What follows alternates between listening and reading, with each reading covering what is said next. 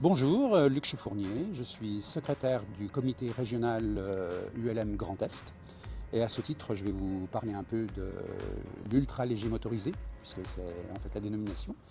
Et je vais commencer par vous faire un petit rappel sur l'ULM parce qu'en fait c'est une matière que les gens connaissent peu, donc ça nécessite peut-être quelques explications. À savoir que l'ULM se décompose en 6 catégories. Vous avez d'une part le paramoteur, c'est comme un parachute avec un moteur dans le dos qui permet de décoller. Vous avez le 2 axes, c'est une aile delta avec une motorisation à l'arrière. Vous avez le 3 axes qui est un peu, je dirais, comme un avion, hein, qui a une forte similitude avec un avion. Vous avez l'autogire, donc comme son nom l'indique, la voilure tourne par autorotation. Vous avez l'aérostat ultra léger motorisé, c'est comme un ballon, soit à l'hélium, soit à l'air chaud. Et vous avez enfin l'hélicoptère. Donc l'ULM, c'est tous ces appareils-là qui respectent des normes de poids et de volume. Nous sommes rattachés à la Fédération française de planeurs ultra-légers motorisés. À savoir que dans ce titre-là, il y a le mot planeur. Et effectivement, notre but, c'est de profiter de la géothermie, de l'aérologie, pour pouvoir évoluer dans les airs. Alors l'ULM Grand Est, c'est 180 structures à peu près, et de l'ordre de 1700 adhérents. Il faut savoir que dans ces 180 structures, vous avez des structures de 2, 3, 4 personnes, mais vous avez des structures qui flirtent avec les 100 personnes. En l'occurrence, dans le Grand Est, nous avons l'aéroclub de Chamblay, sport et loisirs de Chamblay, qui comporte quasiment 100 personnes et qui est une des plus grosses structures de France.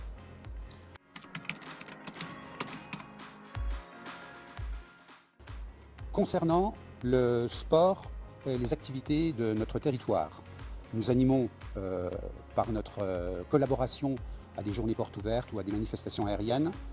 Nous faisons la mise en place d'informations de sécurité. Chez nous, c'est quelque chose de primordial. Donc nous faisons la promotion des motorisations moins gourmandes. En l'occurrence, on incite de plus en plus les gens à utiliser des moteurs 4 temps qui consomment 2 fois moins qu'un moteur 2 temps, pour ceux qui s'y connaissent un peu en mécanique. Et la fédération nous a donné les moyens de mettre en avant la promotion du paramoteur électrique.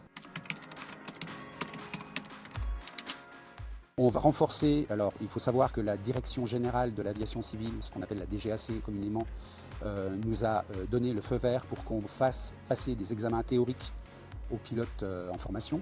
Donc nous développons à l'heure actuelle sur le Grand Est des centres de formation et des centres d'examen homologués par la DGAC. Nous travaillons sur des conditions favorables et préférentielles pour les femmes et les jeunes. Nous faisons des conditions particulières. Nous faisons également la promotion du BIA, brevet d'initiation aéronautique. C'est une formation de l'éducation nationale qui est déclinée dans les clubs et qui permet à des jeunes gens de mettre le pied à l'étrier. C'est pas très ULM, mais on va dire ça comme ça. Ça permet à des jeunes gens de se familiariser avec le monde de l'aéronautique et d'embrasser éventuellement ultérieurement une carrière aéronautique. Pilote, mécanicien, contrôleur aérien, j'en passe. Et un des projets majeurs de cette année, ça va être le championnat de France organisé à Chamblay, ainsi que les championnats du monde. Donc nous avons un calendrier 2025 très complet et très chargé. Accessoirement, le club de Chamblay, en partenariat avec le comité régional, est en train de développer un nouvel appareil très facile d'accès pour les gens, qui permettra de mettre soit une motorisation thermique, soit une motorisation électrique. Donc de gros efforts sur le développement durable concernant l'ULM.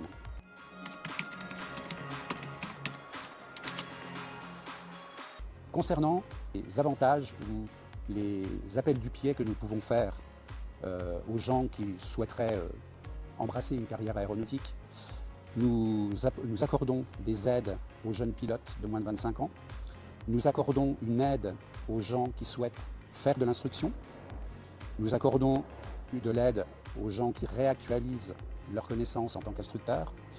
Nous appuyons les stages avec l'ENAC, qui est l'École nationale d'aviation civile. Nous faisons également une aide aux parachutes de secours et nous appuyons effectivement, encore une fois, les jeunes qui veulent souscrire au BIA, qui veulent suivre le cursus du BIA. avec ou sans l'appui d'un établissement scolaire.